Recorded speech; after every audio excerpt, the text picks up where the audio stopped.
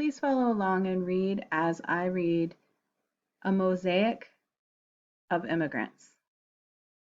The United States is a nation of immigrants.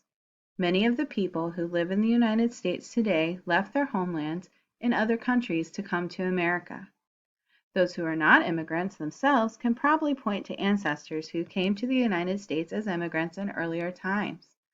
Some can point to a mother or father who immigrated to the United States.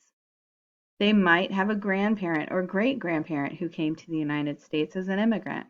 Others have to reach back a little farther in their family's history.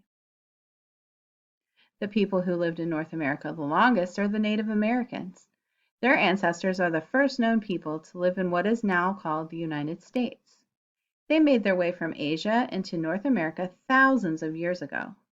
The Native Americans spread out across North and South America.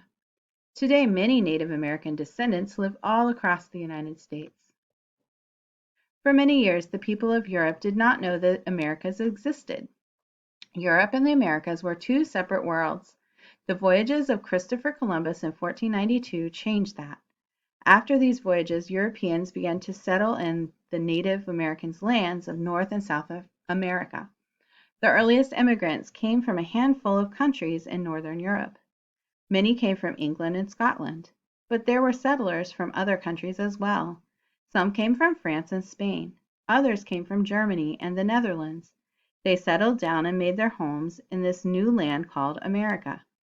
Many of the early settlers who fought in the Revolutionary War would point to ancestors from one of these 6 countries. Later immigrants began to come to the United States from other countries and in Europe. And later still, they began to arrive from many other parts of the world. Why do people become immigrants? Why did they leave the countries where they were born? And why have so many been drawn to the United States? Usually there is something that pushes immigrants out of their homelands, and usually there is something that pulls them into the United States.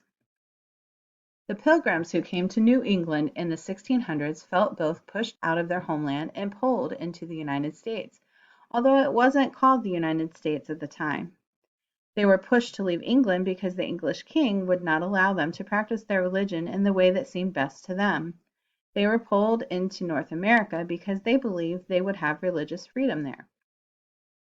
The Scottish people who came to America in the late 1700s also felt push and pull factors. Many of them were pushed off the land they farmed by landowners who wanted to use the land to raise sheep. They were pulled into the American colonies because in America they could get farmland of their own. Many of the Irish who came to the United States in the 1840s and 50s came because of famine in Ireland. All across Ireland, potatoes went bad. They turned black and shriveled up. They were not good to eat, and many Irish starved, since many were pushed out of the homeland by famine. The Irish heard there were farms and jobs in the United States. These stories helped pull them to the United States. Many of the Chinese immigrants who came to the United States in the 1840s and 50s were pushed out of their homeland because they were poor.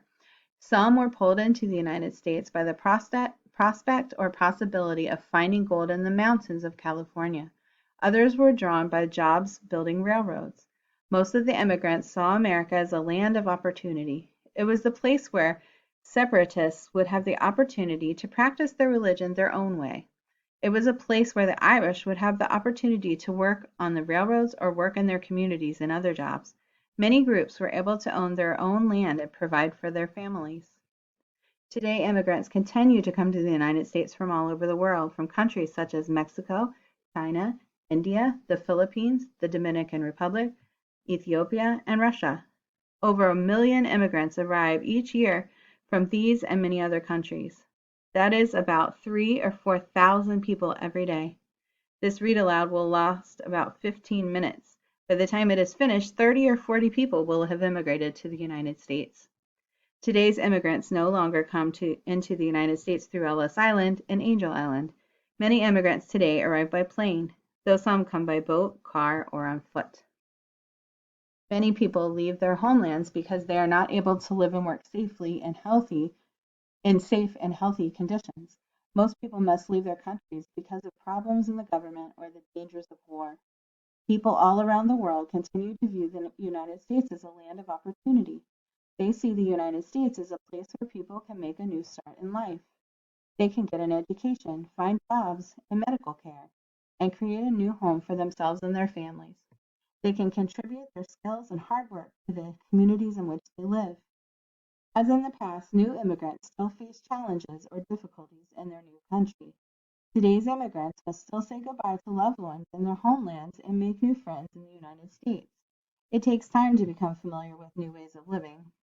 The food, language, and weather and ways of getting around may be different. Immigrants sometimes use help getting used to a new life. It is still common for immigrants to settle in cities. Many immigrants move to places where others from their homelands have settled and can help the newcomers find jobs and places to live. Here they can continue to share familiar customs and traditions, even as they learn other ways of doing things in their new country. In this way, new and delicious foods are introduced. People can enjoy a variety of festivals and traditions from other countries. New forms of art and music become part of our communities. Workers bring new ideas and skills to their places of work. This is a nickel. Do you see the words at the top of the nickel? They say e pluribus unum. That is a phrase from the Latin language. It means from many, one. One of the powerful ideas about the United States is that it is a country where many people from many different countries join together and form one nation. From many, one. You can think of the United States as a mosaic of people from many different countries. The place where people come from is an important part of who they are. To the mosaic, each person brings interesting customs, new talents and ideas, and hard work.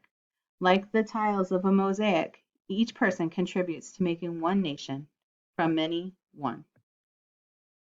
There are many songs that celebrate the unity or oneness of the American people. One of them is "This Land Is Your Land" by Guthrie. You may know some of the words to this song. This land is your land, this land is my land. From California to the New York Island, from the redwood forest to the Gulf Stream waters, this land was made for you and me. California and the redwood forest are on the west coast. New York and the Gulf Stream waters are on the east coast. Most of America lies in between. What Woody Guthrie was trying to say is that the land belongs to all Americans. It is not just my country, it is also your country, wherever you may live in the United States and wherever your ancestors may have come from.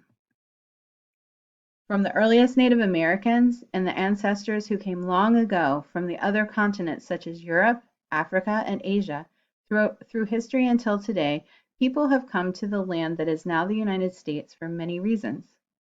Many people who live in the United States today are immigrants themselves. Others have parents or grandparents who were immigrants. Still others have ancestors who they never knew who immigrated to America long ago. More than almost anywhere else on planet Earth, the United States is a nation of immigrants and their descendants, a beautiful mosaic of people who have come to America from all over the world.